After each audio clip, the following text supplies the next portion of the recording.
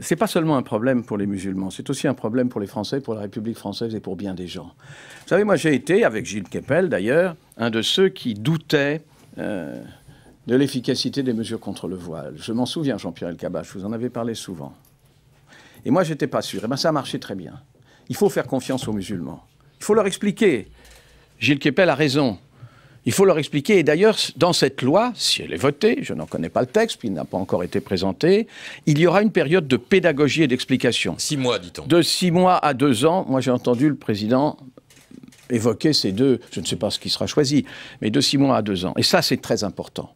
Et les gens comprendront. Et je fais confiance parce que 80% des musulmans de France ne souhaitent pas d'enfermer la femme. C'est aussi une question de dignité de la femme, et ça, j'y suis très sensible. Et vous trouverez très peu de femmes, en dehors des fraîches converties, qui souvent d'ailleurs ne sont pas d'origine musulmane, mais d'origine française.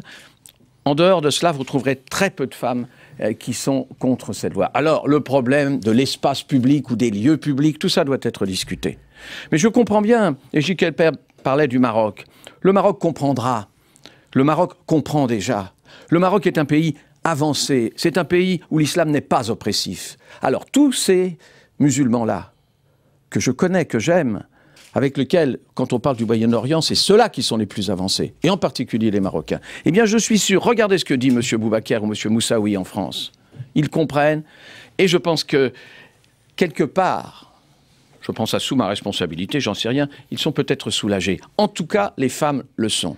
Mais alors on ne peut pas prôner l'égalité, on ne peut pas avoir été, comme je l'ai, au service des femmes, si j'ose dire, le plus longtemps possible, et puis s'apercevoir qu'on les met en prison de tissu. Oui. Il ne s'agit pas d'une affaire religieuse, il s'agit d'une affaire, comment dirais-je, de dignité, de solidarité, de compréhension de la marche du monde. Vous qui voyagez, qui écoutez, qui comparez, vous savez qu'il y a des pays du Maghreb, comme la Tunisie par exemple, qui n'acceptent pas le port dans certains domaines et le port du voile intégral. Mais est-ce qu'il faut interdire totalement pour autant la burqa par une loi totale? Est-ce que ça ne peut pas être pris aux États-Unis, dans certains pays arabo-musulmans, comme un acte contre l'islam? Mais je ne vous fais pas de secret, je n'ai pas de secret avec vous, c'est ce que j'ai dit en 4 points au Conseil des ministres, c'est mon travail de ministre des Affaires étrangères de dire voilà ce que les obstacles que nous rencontrerons. Vous parlez des États-Unis, oui, les États-Unis c'était le premier exemple, ils tiennent à la liberté religieuse et il y aura beaucoup d'ONG et même de fondations américaines qui viendront nous démontrer notre erreur.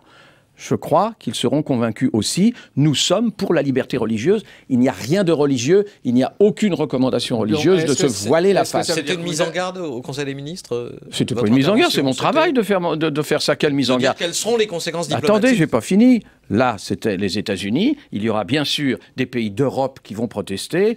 Le Danemark, les Pays-Bas, etc., qui vont dire mais comment, liberté religieuse, nous avons déjà affronté ce problème. Bon, il y aura un certain nombre de pays musulmans, et dans certains pays musulmans, par exemple au Pakistan, par exemple en Turquie, nous serons critiqués. Il y a aussi des pays qui condamnent à mort les apostats, c'est-à-dire que ceux qui abjurent leur religion sont condamnés à mort. Ceux-là protesteront, et puis il y a un dernier pays, l'Arabie Saoudite, qui dira « chez vous, vous avez raison, vous avez le droit de faire ce que vous voulez, mais chez moi, j'ai également le droit de faire ce que je veux, et en particulier, par exemple, de ne pas laisser conduire les femmes. » Donc voilà, tout ça, c'est ce que j'ai dit.